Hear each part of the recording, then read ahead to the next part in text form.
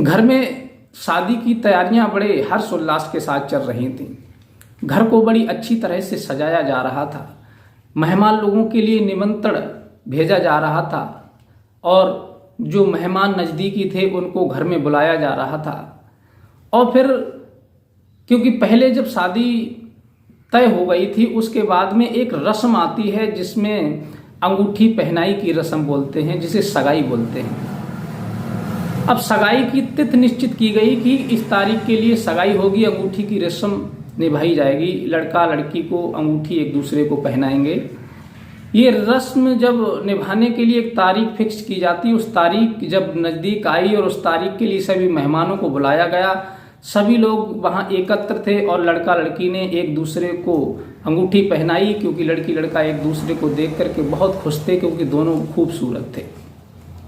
उसके बाद में जब अंगूठी की रस्म बड़े अच्छी तरह से पूर्ण हुई और उसके बाद 15 दिन के बाद में शादी की तिथि निश्चित की गई।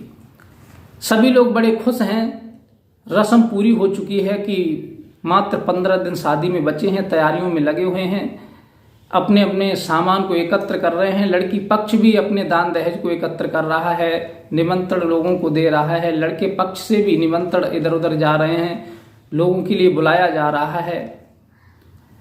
मात्र शादी में 5 दिन शेष बचे थे। 5 दिन शेष बचे, उसके बाद में एक ऐसी घटना घट जाती है जो सुनता है उसके होश उड़ जाते हैं और उसके पैरों के नीचे से जमीन खिसक जाती है। नमस्कार, प्रणाम, मैं हूँ रितेश कुमार।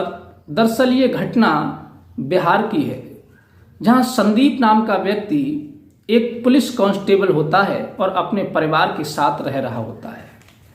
पुलिस कांस्टेबल कुछ दिन तो पुलिस कांस्टेबल रहा, सिपाही के पद पर नियुक्त रहा। उसके बाद में वह एक दरोगा बन जाता है और दरोगा बन जाता है। उसकी उम्र लगभग 24-25 वर्ष की हो जाती है। तब उसके शादी के लिए रिश्ते आने लगते हैं, क्योंकि पहले तो उसकी फैमिली इतनी अच्छी हिसाब किताब में नहीं थी। जब वो दरोगा बन गया और तब उसकी हैसियत अच्छे लोगों में आने लगी। सरकारी लड़का जॉब करता है और दरोगा पोस्ट पर है और दरोगा की कमाई कोई थोड़ी बहुत नहीं होती है, अच्छी कमाई होती है। ये चारों तरफ जब बातें फैल जाती हैं कि वो दरोगा पोस्ट पर आ गया है तो उसके लिए अच्छे अच्छे घरों से अच्छी अच्छी हैसियत के रिश्ते आने लगे। कोई 10 लाख की डिमांड कर रहा था, 10 लाख ले लो, गाड़ी ले लो, शादी कर लो। लेकिन कोई भी रिश्ता समझ में नहीं आया संदीप के। तब एक रिश्ता समझ में आता है। एक लड़की वाले आते हैं जिनका नाम मुनीस होता है। मुनीस की लड़की का नाम विनीता होता है। मुनीस जब संदीप के घर आते हैं और संदीप के पिता श्याम सिंह से बात करते हैं कि हमारी लड़की ने बीए कर लिया है और आपकी क्या डिमांड है, हम अपनी लड़की का रिश्ता आपके यहाँ करना चाहते हैं। तब श्याम सिंह कहते हैं कि मुझे 20 लाख की डिमांड है कि मैं 20 लाख रुपए कैश लूंगा, एक 4 व्हीलर गाड़ी लूंगा और शेष जो दान दहेज है वो आपको देना होगा। लेकिन लड़की के पिता मुनीस इतनी अच्छी हैसियत के नहीं थे कि जो वो 20 लाख रुपए एक गाड़ी और दान दहेजा दे सकते थे। लेकिन उनके अंदर ये भी बात चल रही थी कि अगर एक बार किसी प्रकार से लड़की का रिश्ता इस घर में हो गया तो हमारी लड़की का जीवन सुधर जाएगा, अच्छे घर में पहुंच जाएगी। पहली चीज तो लड़का दरोगा पोस्ट पर है, सरकारी नौकरी करता है, इससे अच्छा घर और कहाँ मिलेगा। सोचने लगे कोई बात नहीं, कुछ ज़मीन बेच दूंगा, किसी से कर्ज ले लूंगा और इनकी डिमांड पूरी करके मैं अपनी लड़की का रिश्ता कर दूंगा। लड़की देखने में बहुत अच्छी थी, बहुत सुंदर थी। उन्होंने कहा ठीक है, आपकी ये डिमांड है, मैं ये रिश्ते को मंजूर करता हूँ। लड़की के पिता मुनीस अपने घर जाते हैं, अपनी फैमिली वालों से, परिवार वालों से परामर्श करते हैं कि 20 लाख की डिमांड है, 4 व्हीलर गाड़ी की डिमांड है और दान दहेजा सब कुछ देना होगा उनकी हैसियत के अनुसार। अपने रिश्तेदारों से कुछ पैसा लेते हैं, थोड़ी ज़मीन बेचते हैं, पैसे को एकत्र करके उन्हें 20 लाख रुपए दे देते हैं। 4 व्हीलर गाड़ी तो शादी के नज़दीक ही आने वाली थी और शादी तय हो जाती है, शादी की रस्म पूरी हो जाती है। फिर एक सगाई की रस्म होती है जिसमें लड़का लड़की को अंगूठी पहनाते हैं, एक दूसरे को देखते हैं। तब संदीप दरोगा अपने घर आते हैं और जो तिथि होती है सगाई की, उस तिथि पर लड़की को भी पैलेस में बुलाया जाता है, लड़का भी आता है और एक दूसरे की रस्म पूरी करते हैं। और रस्म पूरी होने के बाद 15 दिन के बाद शादी की तिथि निश्चित की जाती है। 15 दिन के बाद में दोनों पक्ष अच्छी तरह से अपनी अपनी तैयारियां कर रहे थे, बड़ी खुश थे। लेकिन 10 दिन निकल जाते हैं, केवल शेष 5 दिन शादी के बचते हैं। जब लड़की बाजार के लिए अपनी कुछ ज़रूरत का सामान लेने के लिए मोटरसाइकिल से जब बैठ करके अपने भाई के साथ जाती है तो रास्ते में एक गड्ढा होता है, उसमें मोटरसाइकिल का पहिया चला जाता है और वह जब ब्रेक मारता है तो वो लड़की पीछे के लिए सर के बल रोड पर गिर जाती है। और जब रोड पर गिरती है तो उसके सर में बहुत जोर से भारी भरकम चोट लग जाती है और उसके मुंह से और नाक से खून बहने लगता है और उसकी बोलती बंद हो जाती है, वह बेहोश हो जाती है। उसका भाई अपने घर के लिए फ़ोन करता है। उसके पिता मुनीस तत्काल लड़की के पास पहुंचते हैं और आनन फानन में उसे ले जा करके हॉस्पिटल में भर्ती कर देते हैं। डॉक्टर ने कहा कि तुम टाइम से इसे ले आए, लेकिन इसके सर में क्लॉट बन चुका है, खून जम चुका है, हमें इसके सर का ऑपरेशन करना होगा। इसमें 5 से 7 लाख रुपए खर्च आएगा।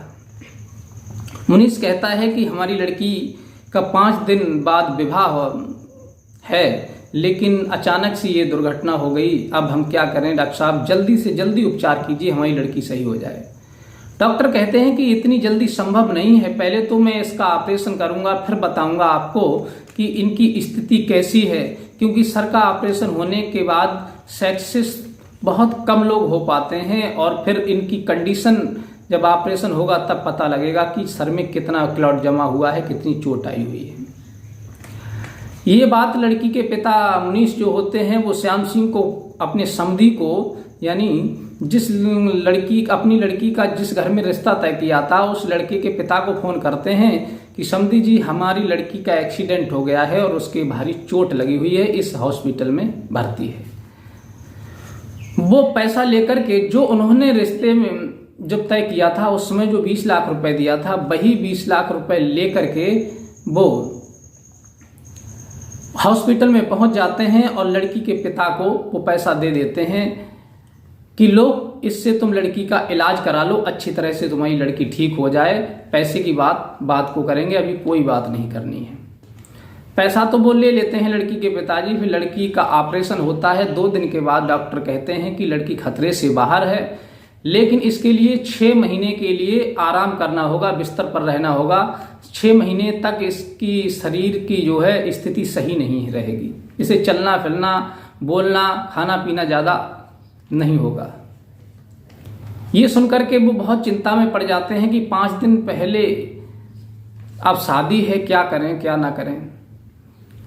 इधर जो लड़का के पिता होते हैं श्याम सिंह, वो अपने लड़के से कहते हैं, जो दरोगा होता है संदीप, कि जिस लड़की से तुम्हारा रिश्ता तय किया था उसका एक्सीडेंट हो चुका है और डॉक्टर ने उसका ऑपरेशन किया तो 6 महीने उसे आराम करने के लिए कह दिया है, अब वो रिश्ता हम नहीं कर सकते। लड़की के पिता बार बार अपने समधी के लिए जब फ़ोन करते हैं तो वो फ़ोन बंद कर लेते हैं, क्योंकि उन्हें ये रिश्ता कैंसिल करना था और लड़की के पिता को ये तारीख आगे बढ़ानी थी। तब वो एक बार फ़ोन करके अपने घर जाते हैं, सबसे परामर्श करते हैं, अपनी पत्नी से, बच्चों से, तो सब कह देते हैं कि ये रिश्ता कैंसिल कर दो। पता नहीं लड़की में कितनी कमी आई है, बोल पाएगी ना बोल पाएगी कुछ पता नहीं है, रिश्तों की कमी नहीं है, हम अपने बेटे की शादी और कर लेंगे। वो फ़ोन करके अपने समधी से, लड़की के पिता से, मुनीस से मना कर देते हैं कि हम ये रिश्ता नहीं कर पाएंगे, क्योंकि हमारे बहुत सारे रिश्ते आ रहे हैं और तुम्हारी लड़की का पता नहीं कैसी स्थिति में है, इसकी याददाश्त कैसी रहेगी, इसका स्वभाव कैसा रहेगा कुछ कहा नहीं जा सकता। ये सुनकर के लड़की के पिता अंदर से टूट जाते हैं, बहुत दुखी हो जाते हैं और परेशान होकर के घर लौट जाते हैं। धीरे धीरे समय बीतता चला जाता है और एक दिन ऐसा हुआ कि जो लड़का होता है संदीप दरोगा, उसके दोस्त का कोई उपचार उसी हॉस्पिटल में चल रहा था और वो अपने दोस्त के साथ उस हॉस्पिटल में जब गया तो देखा सामने से कि उन्हीं का जो रिश्ता हुआ था जिस लड़की से, विनीता से, वो बहुत कमजोर हो चुकी है, बहुत दुबली पतली हो चुकी है, उसकी सुंदरता भी नहीं रही, सर से बाल कट चुके हैं और उसके चेहरे पर झुर्रियां आ गई हैं और बिल्कुल ढांचा बचा हुआ है। एक तरफ उसकी माँ पकड़े हुई है, उस तरफ विनीता की बहन पकड़ी हुई है और पकड़ के ले जा रहे हैं, पीछे उसके पिता चल रहे हैं। ये देख करके जो संदीप दरोगा होते हैं वो एक साइड में हट जाते हैं और फिर विचार करते हैं कि कितनी बड़ी परेशानी इन लोगों के ऊपर टूट पड़ी है और हमारे घर वालों ने इनसे मुख मोड़ लिया, जबकि इनसे रिश्ता हो गया, ये रिश्तेदार हो गए। लेकिन रिश्ता होने के बाद उसकी मदद करनी चाहिए, लेकिन हमारे घर वालों ने कितना गलत किया कि इनसे रिश्ता तोड़ दिया। जब ये अच्छे खासे हैसियत पे थे, पैसा दे रहे थे, लड़की स्वस्थ थी, अच्छी थी, सुंदर थी, तब हमारे घर वालों ने इनसे रिश्ता जोड़ा और जब इन पर परेशानी आ गई तब इन्होंने रिश्ता तोड़ लिया। इस बारे में संदीप ने बहुत विचार किया और विचार करने के बाद उन्होंने साइड होकर के लड़की के पिता को फोन लगाया और ये कहा कि मैं संदीप बोल रहा हूं, जिस घर में तुमने अपनी लड़की का रिश्ता तय किया था।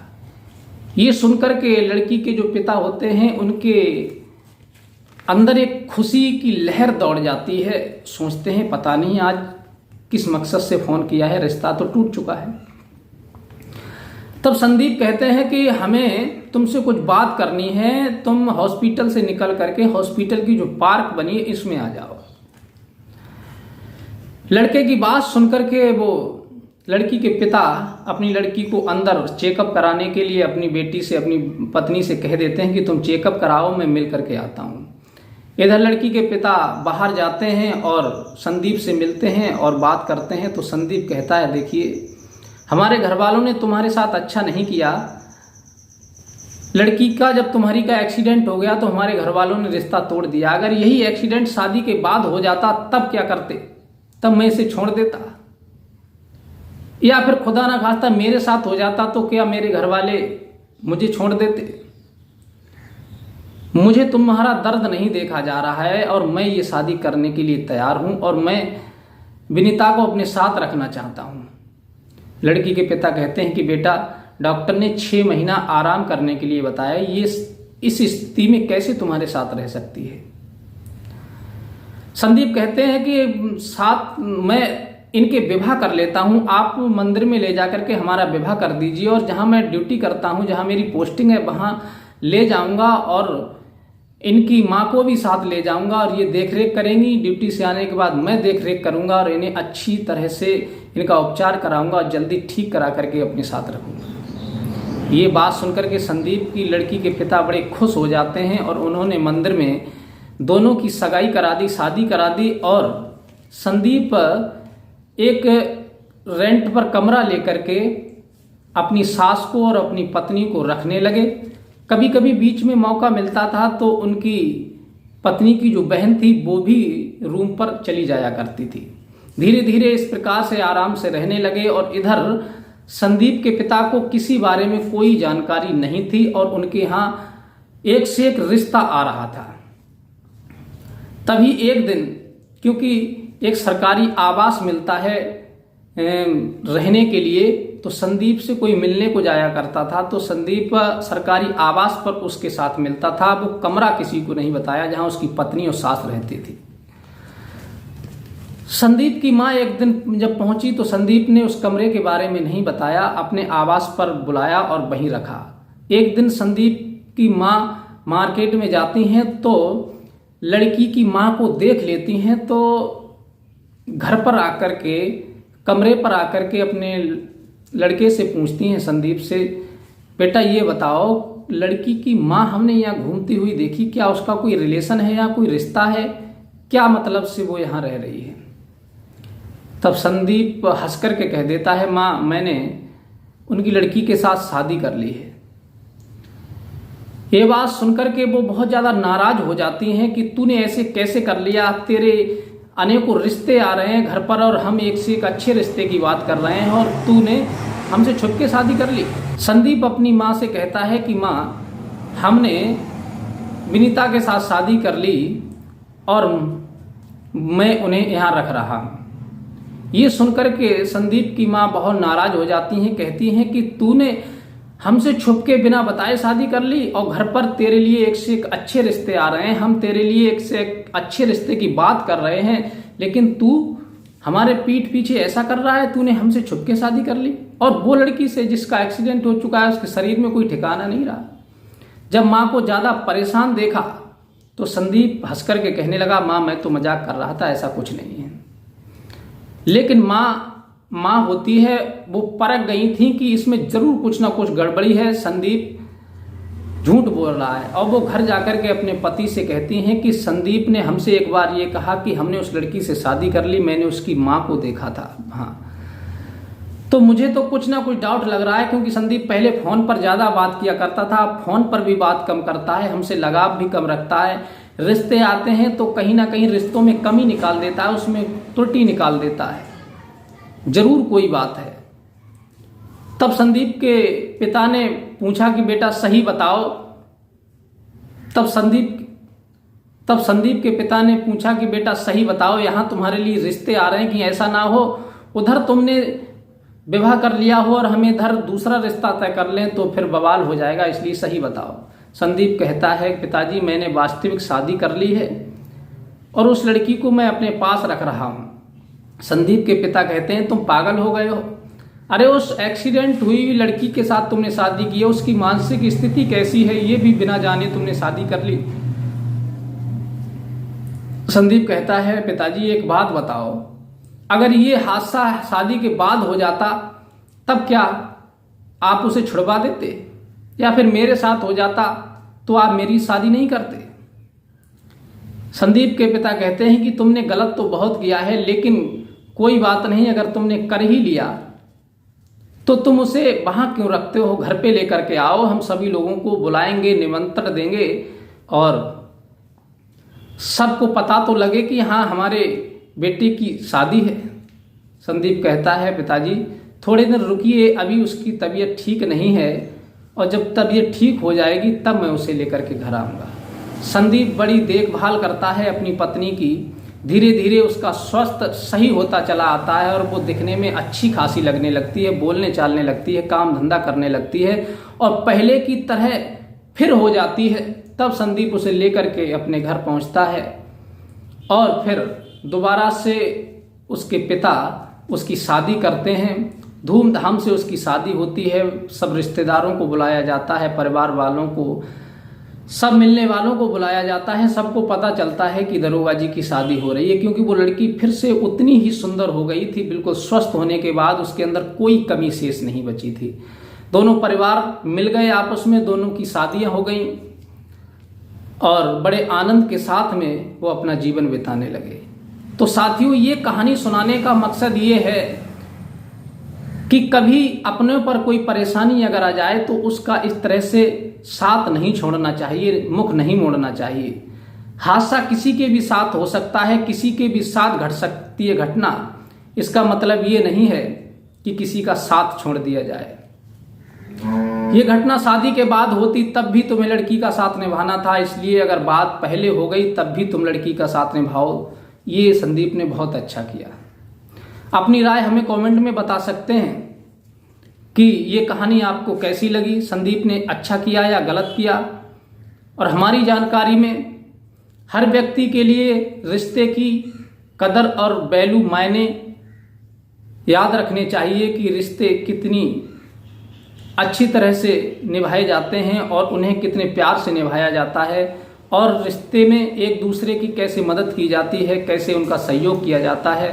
कहते हैं कि बनी के चेहरे पर लाखों निसार होते हैं, बनकर बिगड़ जाती है तो दुश्मन हजार होते हैं।